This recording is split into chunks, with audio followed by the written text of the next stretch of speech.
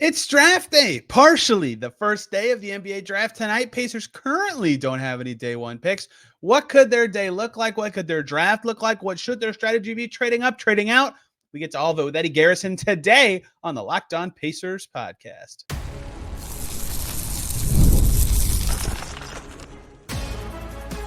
You are Locked On Pacers, your daily Indiana Pacers podcast, part of the Locked On Podcast Network. Your team every day. What up, y'all? Happy Wednesday and happy draft day. Welcome into another edition of the Locked On Pacers podcast, where we, of course, talk about the Indiana Pacers. As always, my name's Tony East. I cover the team for Forbes and SI. And today, we're talking all things draft for the Pacers, who don't have a pick tonight right now. We'll see if they end the night in the second round still, but it's the draft. There's a lot of dynamics of it, regardless of what happens with the Pacers, their rivals, teams on their trajectory, players they could want, all sorts of stuff could happen on draft day. And we preview the whole draft for the Pacers today with Eddie Garrison, talking about what their strategy should be, specific players, positions, types they should target, and the pros and cons of all that. Then we get into the trade stuff that I haven't had a lot of time to talk about this offseason. Trading up, trading back. Is that even possible? Trading out, all the merits of all that. There's not really a losing situation. We kind of talk about one for the Pacers in this draft, but there are ways they can make it more successful than others. Eddie Garrison from Pacers Radio Network and 107.5 The Fan and I break it all down today. Let's get right to it. Draft day, sorta, kinda. It's weird. It's a 2-day draft. It's the first day of the draft. Maybe not a day the Pacers will do anything, but maybe they will. We're going to talk about all those realities. Could the Pacers move up into today? What should their draft strategy be? Who should they target? Could they trade down? Could they trade out? It's a weird draft. There's a lot to cover. Thankfully, I don't have to do it by myself because Eddie Garrison from 107.5 The Fan and producing stuff for the Pacers and Colts Radio Network is here to help me in his Seattle Kraken swag. Eddie, before we talk Pacers, do you like the 2-day draft? I don't know until it happens. Touche. That's a good answer. I think it's a good thing for the front offices. Yes, and I think it's a good thing for the teams, but I don't know if it's good for like NBA fans us. Because yeah, us too. Like, especially since the fact it's at 4:00 on Thursday, like that's the part I don't get. You know why, don't you? No, I don't. There's a big debate that night. Oh, the presidential debate. That's right. Mm-hmm. They got to get it in before that. I did not realize that was the reasoning, but I guess that makes sense now that you tell me. So I think from like the product of the NBA, if it means the teams make better picks, that's better for the teams and the players. That's a win, right? That's good. Mm-hmm. From a point of like, let's put this on ESPN. This year with Bronny, maybe they'll get lucky, but I don't know that people are going to be dying to watch the second round of the NBA draft on TV. People watch all the NFL drafts, so maybe I'm wrong, but certainly viewership dies off after round one of that. I think the time between the picks is honestly more valuable, but they had to spread it out to 2 days to actually do that. So tonight is night one. Pacers don't have a pick. Their picks are in Toronto's hands and in Utah's hands this year. But before we get to could the Pacers trade in, trade out, whatever, do you have any idea of how you would have like your organizing principle of this draft be for the Pacers? Are you just swinging at best player available regardless of position? Are you trying to get someone young in to develop? Are you trying specifically to get a wing? How are you kind of approaching this if you're the Pacers this year? It's a little interesting for me because I think about when they selected Chris Duarte, it's like this would kind of be like the Chris Duarte year for me personally. Like they're a team that's ready to kind of like win now, and they could use a veteran, or not a veteran, but a seasoned player coming out of college. So if they had an earlier pick than 36, I think they would go that route, personally. But if it's me, I think with 36, you're probably looking at a player for developmental purposes. Because when we talk about these teams like Boston and Philly and Cleveland that are all, presumably supposed to be ahead of the Pacers in the standings this upcoming season, you have to be able to find ways, especially as a smaller market team. If you don't want to spend like into the luxury tax into that second apron like some of these other teams want to do, then you just have to be able to constantly develop and overturn the roster year over year over year. We're starting to kind of see that a little bit with how they've been drafting lately with Andrew Nembhard and Ben Shepherd. So I think they'll go along those lines. I don't know if there are any Belmont, Ben Shepherd's out there this year, unfortunately. So I would probably personally go, if they stay at 36, that's where I should start. If they stay 36, I would assume it's a guy that they like that has a lot of traits that just hasn't been able to either put it together, or B, has had enough experience on the court to display why he would go earlier than 36. So the team I've kind of thought about, or a specific draft I've kind of thought about when looking at this for the Pacers, is the Pelicans 3 years ago, which seems very random. But they had gone through kind of a rougher patch, but they just had gotten Zion. They had Brandon Ingram. They fire Stan Van Gundy and bring in Willie Green. They're trying to win, right? And in that draft, they drafted Trey Murphy III and Herb Jones. And I bring that up to say they were not a good team then. Huh? Home runs. Home runs. Nailed it. But the reason that stands out to me in retrospect is those were older players, right? Trey Murphy was a multi-year college player. Herb Jones, I believe, also was. They were both over 21 at the time. And so in your head, you're like, wow, this team just won 31 games, hasn't made the playoffs in 3 years. Like, they should probably be taking big swings. Like, they nailed it with experience, and they made the playoffs the very next season and pushed the Suns in the first round. And people were like, whoa, here come the Pels. And I don't mean that to say, like, it's so easy to do that. Like, every team would do that if they could do it. But, you know, that did work. And that draft was the year the Pacers went Duarte Jackson, which always stood out to me as, like, the opposite paths. One player, the hope was like, this guy's going to play right away. And to be fair to Chris Duarte, he was pretty good that year. And Isaiah Jackson was the project. So there's lots of ways to think about this, but I bring up the Pels, say there are ways to do both, of like, get the experienced guy you hope can help you win now that also develops into something like Herb Jones, Trey Murphy are awesome. The difference is, for the Pacers specifically, if they pick a development player, that's fine. I get that. They should be developing players all the time. They can't offer minutes like at all right now, right? Like, they're already struggling to offer everybody they have minutes who probably is deserving. So if they pick at 36, again, we'll talk trades in a minute, won't play. So like, their development will be slow. And so that does make me think it'd be okay for them to pick a 19, 20, 21-year-old, whatever, because they would have time to get that guy up to speed slowly as this team that they have now kind of wins. And then when it's time for that person to play, whether it's because they made a trade or they lost guys in free agency, they could be ready. So I understand both paths. I don't think there's a wrong answer to this draft. I don't think there's a wrong position. I don't even know what the scenario is where I would walk out of this draft and go, man, the Pacers blew it, right? Because if they trade up, I'm sure there's a reason they do it. If they trade out, it's a crappy draft. If they pick somebody, I think that makes sense. That's what I've been suggesting they do. But I would get not. Like, it's really hard to find a losing scenario, even though there are a lot of different ways that I would call it a win for them. Yeah, at least I don't know how much of your audience is familiar with the NFL. Just don't be the Atlanta Falcons. And you promise a guy a ton of money like they did with Kirk Cousins, and then they draft Michael Penix Jr. Yes, that would be bad. 8th overall. And you sign Siakam, you've got Walker. Don't sign another player that plays that exact same position. But at the same token, like, you can't have enough of those dudes. Reason force, yeah. In the NBA, like, when you look at Cleveland, because obviously when they're building the roster, Kevin Pritchard, Chad Buchanan, et cetera, Rick Carlisle, they're looking at the other teams in the East and like, how do we stack up and defeat them? So right now that primary opponent is Boston, simply because they're the NBA Finals.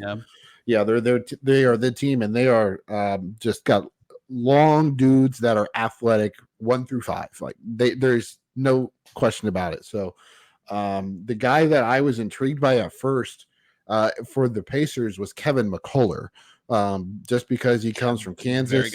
Very good player, very solid player all around. And he's I think he's maybe a 6-year super senior this past season, and he's a winner. Like, he won in college. So I think that kind of mindset, that kind of mentality, a guy who knows how to make winning plays, who has had the ability to lead a team in college, can kind of have that leadership trait, kind of like Andrew Nembhard. He was kind of the head of the snake there in Gonzaga. He may not have been the guy in terms of points, but he was the guy that had the ball in his hands until Jalen Suggs got there. So that's kind of like where I was thinking initially with Kevin McCullough. But the more and more and the closer to the day of today and tonight, I have no idea what I would do, just because there's simply not a lot of high-level players, but you've got to comb through like a bunch of these guys. Yeah, we've seen McCullough, like, he was in contention for player of the year until he got hurt, right? If I remember correctly. And We've seen the Pacers, this was a while ago, but still we've seen Kevin Pritchard be willing to take the injured guy, Ike Anigbogu, Edmund Sumner, right, in the second rounds before. And so, like, Kevin McCullough wouldn't play Summer League, I presume, given his current injury status. But that would be like a project type that makes sense to me of someone who, once you bring him along slowly post-injury, could be more ready than some other prospects. I suppose as I really think about it, the L draft to me would be like trading up for Devin Carter or like someone who would never play behind Nembhard and Haliburton or something like that, right? Yeah. There's just no actual path to minutes behind good players already. But that's just so like out of the realm of reality to me that I don't even consider it a thing. I was going to make the same comment about Rob Dillingham, but I will now say on the record for the first time, I think Rob Dillingham's the best prospect in this draft. So it would be stupid for the Pacers to trade up for him, but he looks dang good. Those are my draft takes. We want to get to trades now, or do you have anything else to add? I was going to say Dillingham reminds me of Tyrese Maxey. He reminds me of Tyrese Maxey too. Yeah. He's very energetic, and he's just that twitchy dude that can score all over the place. My cat make an appearance here. He just jumped onto the desk. So I apologize if you are watching on YouTube and you see my cat come through. Yeah, it turns out being a very good shooter off the dribble and creating your own shots really well is a very valuable skill. And he's really tiny and will never be a good defender. But this draft sucks. So I'm a Rob Dillingham fan. Hey, all short little breaks. We can talk about eBay Motors, passion, drive, and patience. The formula for winning championships is also what keeps your ride or die alive. eBay Motors has everything you need to maintain your vehicle and level it up to peak performance. Superchargers, roof racks, exhaust kits, LED headlights, and more. Whether you're into speed, power, or style, eBay Motors has you covered. With over 122 million parts for your number one ride or die, you will always find exactly what you're looking for. Plus, with eBay's Guaranteed Fit, your part is guaranteed to fit your ride every time, or your money back. Because with eBay Motors, you're burning rubber, not cash, with all the parts you need at the prices you want. It's easy to make your car the MVP and bring home huge wins. Keep your ride or die alive at ebaymotors.com. Eligible items only. Exclusions apply. eBay Guaranteed Fit only available to U.S. customers. So I haven't really dove into trades with anybody this year in the draft. It's a very strange one because trading up, like, if you like someone, makes sense, but it's kind of the same problem we just talked about. They pick someone they're not going to play, right? Mm-hmm. So, like, the value of it is, I've talked about this too. I would pick at 36, and I've said this before, because at some point, most likely, your next big trade as the Pacers is going to involve some or many of your young guys. They did the draft pick trade for Siakam. They still could do draft pick trades, but their next trade would involve some of their young core. And so having more young guys already on your team when that happens is valuable. And the 36th pick could be that. So in the same breath, I would say, if they somehow trade up to, like, I'm making up a number in late, but somewhere in the late 20s, the same argument would apply. Like, it'd be good to have that guy on your team if you traded other players away. But is it worth giving up assets to do that for a player who will not be developed by the time that reality comes? I don't know. It depends what it would cost or what the team would be. What say you about possibly trading up this year? And I do have teams that I think could make sense, but maybe not. We'll see. Hang on. After you're done. I don't know, because everyone, not even just like you and me media wise, but like on Querying Company today, we had Ryan Carr on, and we asked him, like, hey, what do you expect come draft night? He goes, I have no clue. Like, the aprons make it so weird now. Like, it's going to be a very weird year. He said from pick 1 until, whatever the final pick number is, he goes, I have no idea what to expect, just because, one team may like this guy, another team may like this guy, and you just don't know where people rank these people. Like, and you look at the mock drafts, like, nobody has the same mock draft when it comes to even like just the top 3. So in terms of like trading up partners, I think it's going to be hard, just because we've talked about it already, just kind of a little bit, just how weak this draft class is like, if it's weak, then why would somebody want to trade back? And if you're giving me, a second round pick, 2 second round picks this year, what good does that do me if I'm like, it's a bad draft, like a team that's in contention or wanting to contend? Why would I want to do that? I should be wanting either picks for next year, where it looks like it's going to be a really good draft class in 25, or I'm looking for picks that are going to help me move up. So or a player that may help me win now. So, and if the Pacers are comfortable with running things back, which I feel like that's the most likely scenario just because of the success Agreed. they had this year. And I don't think you can give a proper evaluation of how this team played because of the injuries that they had to overcome during the season. And then obviously you defeat a bunch of teams in the postseason that were also injured. So you don't really get an accurate assessment of the team. So personally, I think it would be very hard to trade up, but I don't think it's impossible either. So to comment on this draft specifically, the new CBA with the second aprons means a lot of teams are trying to get their money in order and are realizing the value of cheap contributors. Half of the lottery is teams that are already good or think they're going to be good next year, right? Atlanta, Houston, Memphis, Utah, Chicago, maybe OKC and Sacramento, all in the lottery, right? So maybe they're trying to trade around, trade out. It's just and it's not a good draft in terms of quality. Like I've surveyed some league people about like in a normal draft, the first pick in this draft would go what? And they answer some number between usually like 5 and 9. So it's just not it misses that top end talent. So the Pacers can't trade up into the lottery and probably shouldn't anyway. But in general, I think all of these factors, new CBA, second round exception, all this stuff will lead to some weirdness this year. Maybe it always happens the same way. I'm going to caution people from saying there will be a lot of trades because every year people say that and it's never the case, right? You get to your pick and then you like somebody and they're there.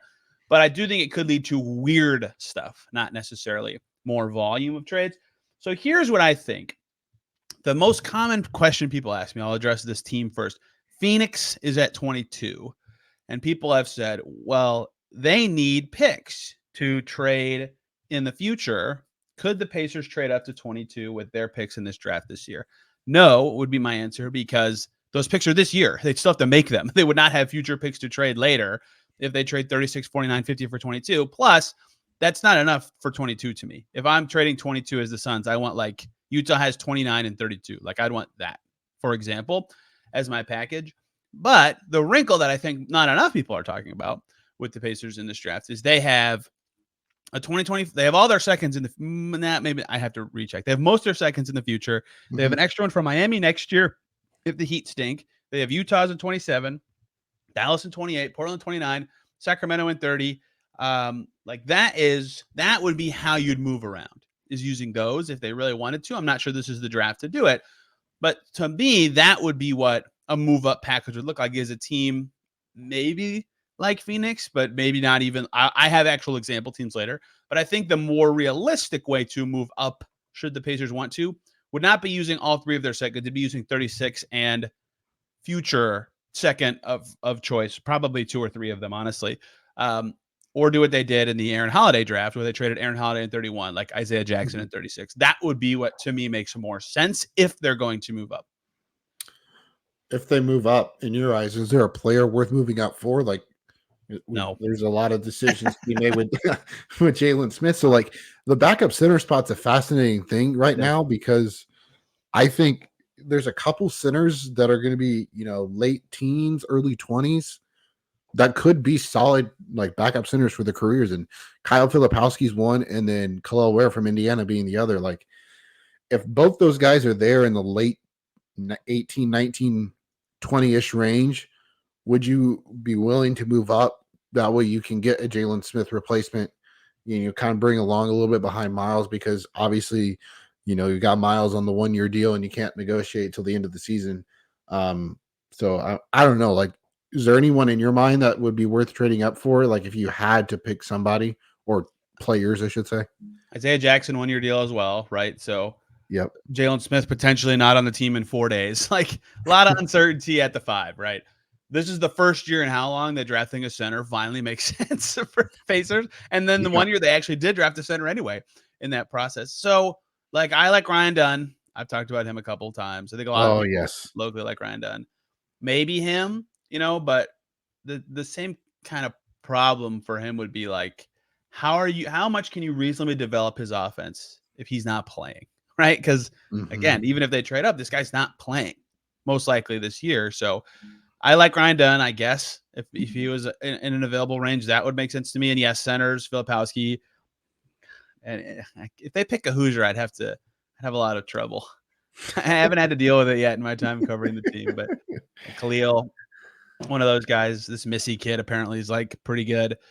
I don't know anything about him. Maybe, but again, it'd have to be the right guy. And I have spots, but the trouble is, and the point I was going to get to is, a lot of people I've talked to about the draft once again say, like, you could reasonably define a range or a tier of players in this draft as like 20 through 40, right? So like, why would you trade up unless you love someone more than it's a very unique draft and setup that the Pacers are in. Yeah, for sure. And I know they worked out the UCLA kid. Bona, yeah. Yeah. I don't know anything about him. And I know he's probably a candidate for that 49-50 pick. I think he'd go higher than that. You think so? Yep. I don't know. Like, people just like you were just talking about, he can go anywhere. Like, yeah, you just have no idea.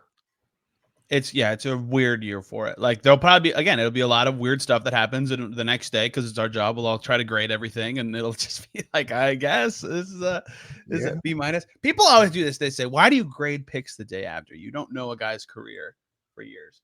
My take on that would be, it was Kevin Pritchard's job to grade the pick when he made it, right? So that's like, true. He has to do it right now. So I also am going to do it right now. Okay, let me specifically name some stuff. Phoenix, again, I said, I think is a little harder than people are giving it credit for, unless there's a lot of future stuff involved. If I had to pick 3 teams that I think would make more sense as actual trade-up targets, especially late in the first round, New York is one that stands out to me. They have a very full, deep team already. So fitting in first is hard for them, and they consecutively pick 24, 25. So they could get a first and then trade the next one, or vice versa. That would make sense to me, because they are going to be like the Pacers, where like whoever they pick is not going to play unless they trade stuff away. Minnesota has serious money concerns.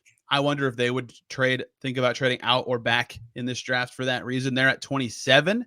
Maybe they would like to get the cheap labor of a first-round pick for as long as possible, but if they can try to dance with the tax a little bit, maybe they got to dance with second aprons. And the other one would be Boston, who's at 30, the last pick of the first round.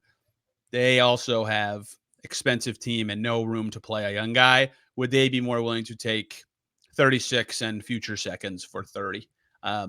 It's hard to get a first rounder with just seconds, but those 3 teams specifically in that like very back end of the first round make the most sense to me. And like, even in Boston's case, you would think they may want to stay on pat, because I mean their bench was so weak.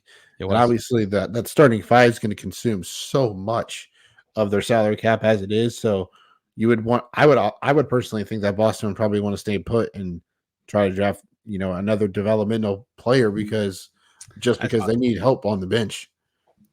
Maybe losing O'Shea opted out this week. Who did they pick last year? Jordan Walsh. That's right. Like in the 30s. Yeah. Like, he didn't play at all. He didn't do anything. Right. So maybe they do want another guy with him or something. I don't know exactly how they'd be thinking, but you are right. You want those development guys. You probably want a development guy in Minnesota, but when the second apron comes, like you got to do everything you can to avoid it if you can. So those are my trade up ideas. Admittedly, though, it's tough. It's a really weird year for any sort of stuff. One more break here, guys. We can talk about FanDuel. Man, oh man, is there a lot going on in the sports world in terms of the draft and baseball right now. I love sports. I love them so much. Don't want them to stop in the year-round cycle. But with the NBA playoffs over, the NHL playoffs over, you get fewer games in the summer. While the sports aren't sportsing like many want, FanDuel keeps the sports going whenever you want. And all you got to do is open the app, dream up bets anytime you're in the mood, and get right involved in the action. This summer, FanDuel is hooking up all customers with boosts or a bonus or any sort of variation of that every single day. That's right. There's something for everybody, daily, every day, all summer long. So to get involved, head over to FanDuel.com/lockedon, signing up to get a daily booster bonus and start making the most out of your summer on FanDuel, an official sports betting partner of Major League Baseball. You know what's funny is the natural inclination follow-up question to trade up is trade down, right? We have this discussion every year with the Pacers when they're in the lottery. Trading down from 36 in a draft like this, when you already have 49 and 50, is there any reason to do that? It's kind of hard to do in practice if you actually want to roster a player. I guess the only way you would trade down, or as you put it on today's show on the graphic, trade out, would be you simply love no one. in this Oh, draft. we'll get And to trade out is its own unique thing, but yeah, it's weird. It's really weird. yeah, but trading down from 36 would mean either the guy you wanted got taken and you couldn't move up, or you're getting an offer you can't refuse where you're getting a second for next year, maybe like we were just talking about with Phoenix and New York and some of those other teams. Yeah, I like there's not a lot of reason to trade down, like we were just talking about with teams wanting be willing to trade down in the first round into the second, or for the Pacers to trade up. Same thing could be applied here. Is like if it's already a relatively weak draft, why would you trade back even more? Like if there's a guy that's on the board that you may think may be available at 49, do you just go ahead and say, you know what, we'll take him at 36 just to make sure we get him? So let me float you two little bugaboos that will not make. You're still right about everything you said. I don't think trading down makes a lot of sense. Let me just float you two things. Thing one is, if you are thinking like what I just said about maybe wanting a roster player, not a two-way, a roster player, because they're cheap and you have to think about the taxes the Pacers this offseason. If you could get an extra second from the team picking between 40 and 42 for 36, I might do that, right? And I don't know if any of those teams would want to move up or need to, like Miami, Charlotte. Portland has a bunch of picks this year, so it's not as easy for them. Memphis, like I guess, but I don't see a lot of reason for those teams to do that unless they absolutely love somebody who's still there. So that's hard thing. The reason I wonder about movement in the second round, Bronny James. Yeah. Is someone gonna? Yeah. I want seriously. There will be a pressure point. I don't know what the pick number is, where some team says, "Ooh, is this too early for us to do this?" And eventually, someone will want to do it enough that they will possibly trade up for him. I don't know. So that could just lead to some fascinating value, but I don't think that would influence the Pacers' ability. Do you think there's a team out there willing to take that ultimate risk that's not the Lakers or the Suns to take Bronny, even since he didn't work out for them? I mean, you heard, I don't know if you read this, Rich Paul, Bronny's agent, on the record on ESPN, very detailed. This was awesome to see. Talked about Dallas and Bronny's relationship with Nico Harrison, and talked about Toronto and Masai apparently loving him. So like, I know they're clearly trying to steer him somewhere with only working him out at two places, but one of those teams, man, if they love him, you never know. You just like, and if someone else wants to do it for whatever reason, they get the rights. They get to decide. You just never know. Not to mention you're going to get LeBron. So it's like, I don't know if that's actually ever going to happen. Do you think that will happen? Maybe not this year. I think that'll happen someday, but not this coming season. That's my take. That's a good take. I mean, they'll for sure play together at some point. And Agreed. I think LeBron, I think and I hope he has the understanding that his son is not ready to be playing in the NBA tomorrow. Yeah. Like, no. I think Bronny's underrated as a prospect, but not first round level still. So I don't know. I agree with you. I think he can be a good role player. Yeah. So again, the reason I said the roster thing is, I don't want to get too CBA dorky, but 0 years of service player is as cheap as you can possibly get on a minimum contract. So if you are frightened of the taxes the Pacers, like even cutting Kendall Brown and then using a draft pick instead saves you money. Like that actually could end up mattering and being helpful as they do the flirt with the tax thing. But maybe they just have no one as their last roster spot. Trading out would make more sense to me than trading down. It's not a good draft. They can't play anybody this year. If you can get if you got offered an unprotected 2025 second rounder from any team for 36, you'd have to think about it just because of the draft quality change. I mean, maybe you're moving back 9 spots and it's not worth it, but I wonder if that would be enticing enough for them. If they would need 2 seconds, how that would all shake out. Are there any teams like outside of the obvious choice of like Charlotte or San Antonio that if they offered that, you're like, yep, don't even have to think twice? It's tricky. You never know. Remember, they had this pick last year. The Pacers did. Mm-hmm. It was the worst of Utah, Houston, bad. Houston was okay. And then OKC and the Clippers. And so they got that pick. And I was like, man, this could be like really good. This was before everybody knew what the Thunder would become. And like the Clippers are always hurt. Like it's hard to say what a pick's going to be in a year. Cause like the thought around that pick when they got it was like, oh, that could be pretty good. And ended up being the second to last pick in the draft, the first round. So they traded it before it mattered anyway. But I always think that's kind of interesting. One team I would think would be potentially a partner for the Pacers in a trade out scenario would be the Brooklyn Nets. They have no picks in this draft at all. Let me be clear. The Nets, who sucked last year and didn't play a single postseason game, do not have a draft pick. That's a very sad place to be. I wonder if they would be willing to, they have the Knicks second rounder next year. Like would you just take that as that's probably it might be too bad, but is there a way for the Nets and Pacers to figure something out or a 2 seconds kind of trade?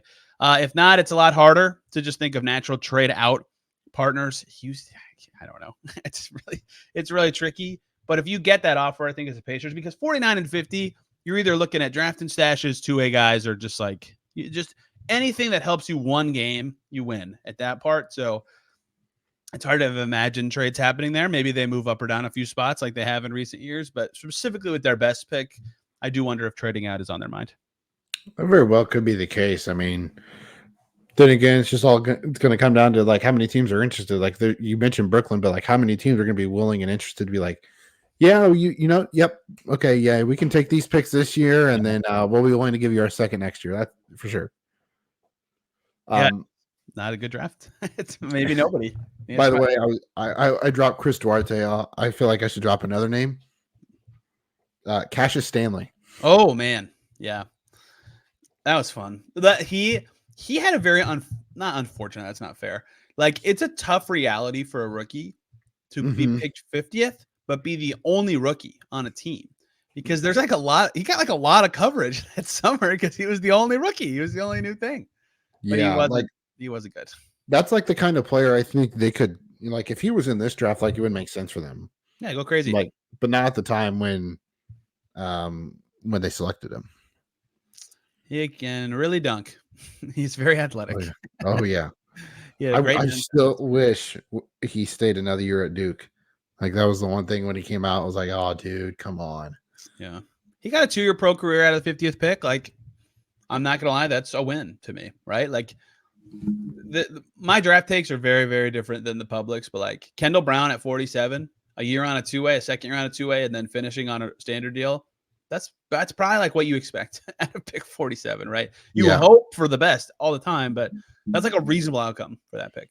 Yeah, Jokic is the outlier. Like oh my god, yeah. There will never be another Jokic. Edmund Sumner's like an amazing 52nd pick. Like that was incredible. Yeah. Yeah.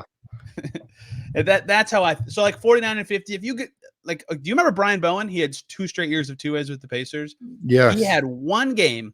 It was the last day of his 2-way, the second season where he started in Chicago. TJ Warren was out. A couple other guys were out and he played okay and they won. And I'm like, that's enough. Like that is now a win for an undrafted signing. He helped you win a game, right? Like the bar gets so much lower when you get back there. So I can't really have a take about 49 and 50 because the Pacers already have a pretty full roster. Like those guys aren't probably going to make the team. Maybe they'll get 2-ways like Isaiah Wong did last year, but they drafted Mojave King and stashed him already. Maybe Mojave King will get us 2-way. Like it's very hard for me to imagine those picks actually having any serious impact soon or long term, given their situation. What do you think of like a PJ Hall? Dude, he's Syracuse, correct? Clemson. Oh, that's right. Orange. I had the orange part right in my head. That's right. Yeah. Yeah, he can score it. I don't know if I have any other opinions of him, but to me, on 2-ways, that's what you want. Is like you either want somebody who has like crazy traits, like Kendall Brown, who you hope you can develop the skills, or somebody with a crazy good skill you hope you can develop the rest of the game, like Oscar Tshiebwe, for example. Like Cassius Stanley is a good 2-way idea to me. I'm trying to think of other. Ben Moore, I don't know if people remember him. He was a good 2-way idea. Alex Poitras was a very good one, right? He was a very good rebounder. What a flashback! Yeah, he got promoted off of it. He got a standard deal from his. I might be missing some other ones, but that's what I want if I'm the Pacers on 2-ways. And so like any one of that, like Cam Spencer can really shoot, right? Can you build out the rest of a guy like that's kind of game, for example? But he's one of those 6-year seniors though, so it's like he's 24. Yeah. He's just as old as me. Jeez, I didn't realize you were that young. There's a lot of like real. I didn't even think about this because I asked Ryan Carr about this. Like they had a lot of old guys in for workouts, and I'll never know because it doesn't make sense for anyone to admit it. But like Was that because the Pacers want an old guy, or is that because they have crappy picks and so they could only get older or worse prospects to come in? But whatever, they had old guys in the draft, so I asked about that, and I forgot that the COVID years are still a thing for these guys. So like a lot of them had extra eligibility with NIL to stay, so they're just older, and I forgot about that. And you look through everybody coming through, I'm like 2000, 1999, like. What draft year is this? How old are these guys?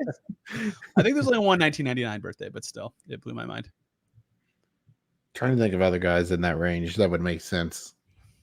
I can't think of it. There is no outside of straight up selling a pick, which I think is just like, why? I can't speak to what GMs are tasked to do in terms of owner finances, but if you're a fan, I even think more so than paying or not paying the tax, selling a draft pick is like the most insulting thing to do to fans. It's like we had an asset and we just said, no, someone else can have it. We want money. What can they do with, like, if they did sell whatever they want? What they can do whatever they want with the money? Whatever they want. Yep. So they can spend, I don't know, $1 million on sounds for the PA system. I don't know. Yeah, I guess. I don't know what $1 million of sounds would sound like.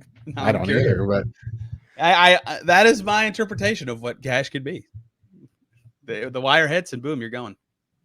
Cash considerations. Never played a game, man. Unfortunately, he's been traded quite a bit. Buying a pick is good if you're willing to do it. So like to me, if you get to a spot where you're like thinking, do we just sell it? Just pick some Euro guy who's not coming over. Like you have draft rights now. That's something. That's a tangible thing that has helped teams before. Do you have anything else we should add to this draft? I mean, there's a chance tomorrow I come on this podcast and say, well, they didn't do anything. Here's the best guys still available. In terms of like the roster, when do they have to make when do they have to make the decision on the two-way guys? So Isaiah Wong, Oscar Tshiebwe, and Kendall Brown. Okay, so they are all potentially restricted free agents. So it's the same timing as Obi in terms of the qualifying offer, which is the day before the end of the season. So later this week would be when we would find out about them going to restricted free agency or not. There's no like set date of like this is when they have to re-sign them or not re-sign them, for example. I'd imagine my guess right now is that none of them are back, but Oscar maybe has a chance. We'll see. You don't think they would bring Kendall back because he's still 22, 23? He's not on a two-way though. Remember, he's got a standard. That's right. Yeah, that's right. Yeah, and his deadline for guaranteeing that isn't until October. So I doubt. I mean, maybe they just cut him now, but I don't think you'll hear a ton about him. No, the stuff this week, like the draft is tomorrow, and then the very day after the second round is when McConnell's contract is fully guaranteed, which they're not going to cut him. And then the next day is Jalen Smith. Breaking news. Yeah, and the qualifying. I haven't even like checked in with someone on that. It's just like, duh. Like there's no point. But on that 29th day is when qualifying offers are due. Last day for options to even be possible. So you got anything coming out soon in terms of either like another Bleacher Report stream? I do actually. I have another Bleacher Report stream on Friday. So talk about the draft free agency then. Those are fun. Clicked on the alert I got. I was like, oh, hey, look, it's Tony. Bro, I am terrible at live. It's way harder. Like an interactive chat. We're off the rails. So thank you all for listening. We'll have plenty more of fun stuff to talk about. But live is way harder. And I know you do it every day with radio, but like, dang, man, it's tough. Yeah. Next thing you know, once you get that under your belt, next thing you know, you may be getting the call from us. It's a guest host. I sincerely doubt it. Oh, come on. Don't roll it out. If it was 3 hours of basketball, I could do it. Other sports would be a little tricky. I could do baseball. Once football starts, I'm not helpful. It helps when your Phillies are good. Very good. Phenomenally good, yes. My Reds, let's not talk about that. That's crazy that the team that won't spend any money isn't any good. I can't believe that. Wow. Meanwhile, the Phillies who spent a lot of money are pretty good. I'm starting to notice a correlation between. Yeah, me too. Between these two things. It doesn't work in the NBA though. Yeah, there are certainly wrong ways to spend your money in basketball. That's for sure. Yeah. And the draft is why it matters. You try to get the cheap labor first, build your team, and then sign those guys later, as the Pacers will be navigating their next 2-3 years, depending on how this goes. Eddie, this was great. Thank you for the time. Always. Thanks for inviting me. As I get my one every 4 months. I appreciate it. I should check our DMs. I think my last 5 DMs to you on Twitter is just like links. That's what I was thinking when But we text. We have we're like that, you know. Yeah. So I have no idea what tomorrow's podcast is going to be because it depends what happens in the first round. So operating on the assumption the Pacers don't do anything, I guess we'll look at the best top 6 prospects left because they'll have the 6th pick of the second round, and look at stuff they could have done if other teams did it that I thought they should have done. And maybe if other news comes out, we can get to that. JJ Redick talked about Rick Carlisle's influence this week. That's something. We've reached the end of me talking about previewing the offseason. I'm glad it's actually happening. And yet they don't pick the first day. So we'll see. I don't know. What's your plan, Eddie? What are you guys going to do? I have no idea. No idea. Yeah, it'll be something. That's it. Obviously Friday talking about what the Pacers did, who they now have, and it flows right into free agency, which starts on Sunday. So bada bing, bada boom. One more day of waiting to see what the Pacers team will look like next year. It all starts tonight. Eddie, thank you for the time. Where can people find you and the places you work covering all of Indiana sports? So my Twitter/X Twix handle is my name, Eddie Garrison, and then it has an underscore at the end because there's someone out there that stole just Eddie Garrison before I could get it. So 107.5 The Fan midday show. You can hear Eddie pop in every once in a while, including with great sound effects like Dustin Dopirak's last name. Oh, that's fantastic. You like that? That is frequently the one that makes me laugh the hardest. Yes. I'm on Twitter at Tony R. East. Tony East is taken, and Tony_East is taken by the same guy. Unbelievable. Active on both accounts. So Did you check Tony East _ at the end? I'll just use my middle initial and call it a day. I used to have Tony 2_ East. That's my Instagram still. I shouldn't have said that. I don't use Instagram for basketball, but it is what it is. we move.